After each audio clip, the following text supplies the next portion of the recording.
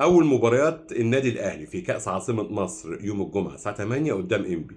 أيوه، غياباتنا كتير، أيوه إصاباتنا كتير، بس عايزين ناخد النسخة دي من وجهة نظري بشكل مختلف.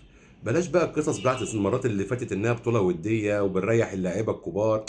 احنا عايزين نشوف مين اللعيبة اللي تستحق تفضل في النادي الأهلي، ونكتشف مواهب ونجوم شباب النادي الأهلي، الكنز اللي احنا مش عارفين نشوفه.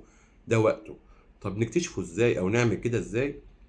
البقيه الكبار اللي هم اسامي كتيره وهتشوفوها في القايمه اللي قبل المباراه وغالبا هتطلع بالليل يوم الخميس، مع الشباب توليفه حلوه. والاهم يستر يقود كل المباريات وعلى راسها المباراه دي بجديه، مش على انها وديه، لا. انتوا بتلعبوا عشان تفوزوا، انتوا بتلعبوا عشان اسم النادي الاهلي، انتوا بتلعبوا عشان مين فيكم هيفضل في النادي الاهلي ومين راحل. يعني بتلعبوا لمستقبلكم. فانا عايز استقتال، نكتشف مواهب، ناس مظلومه ما اتشافتش، احمد رضا، للاسف كريم فؤاد، عوده حسين الشحات، محمد عبد الله، تريزيجيه لا، جراديشار. يعني اسامي كتير غير الشباب.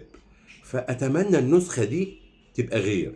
هتقول لي ما احنا ممكن نخسر عادي، 6 مباريات 18 نقطه. انا اللي يهمني مبدئيا الصعود.